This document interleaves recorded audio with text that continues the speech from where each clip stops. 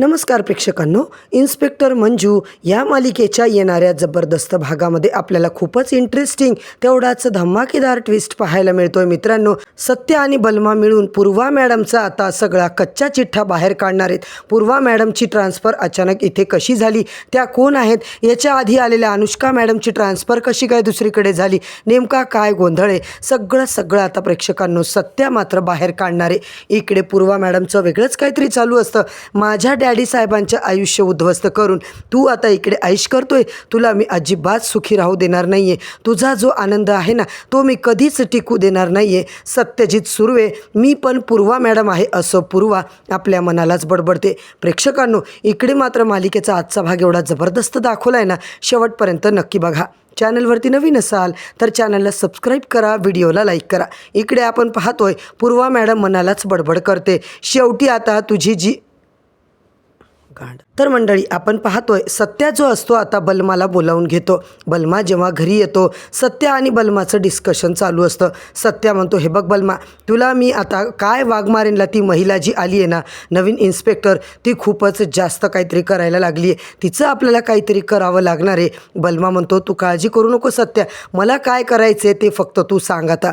तर लगेच आता सत्या बोलतो, काय करायचं आहे ना मी तुला सांगतो. हे बघ, काहीही करून त्या कोण आहेत इन्स्पेक्टर, त्यांना कोणी बनवलं, त्यांना इथे कोणी आणलं, नवीन इन्स्पेक्टरची अचानक बदली कशी काय झाली, हे सगळं आपल्याला शोधून काढायचं आहे. आता मात्र बलमा म्हणतो, ठीक आहे सत्या, मी आता तू जसं म्हणशील तसं करायला तयार आहे. आणि तिकडून मात्र लगेच प्रेक्षकांनो बलमा आणि सत्या मात्र आता जेव्हा बोलतात तेव्हा मंजू मात्र नवीन इन्स्पेक्टर पोलीस स्टेशनला तिला घेऊन येते.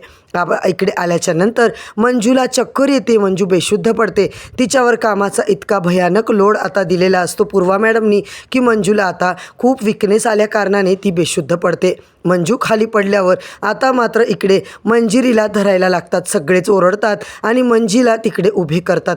आपण पाहतोय प्रेक्षकांनो, जी नवीन इन्स्पेक्टर आली आहे ती काही आता तिला धरत नाही आहे. सोडा तुम्ही, तिला कशाला धरून बसलायत असं ती उलट बोलत असते. आणि मंजूला न्यायला पकडायला तेवढ्यातच तिकडे सत्यादादाची एंट्री दाखवली आहे. सत्या आता मंजूला आवरतो. सत्या ओरडून म्हणतो, अहो काही कळतंय की नाही तुम्हाला, एवढ्या आजारी माणसाला तुम्ही इकडे ड्युटीवर बोलवून घेतलंय, थोडी तरी दया दाखवा.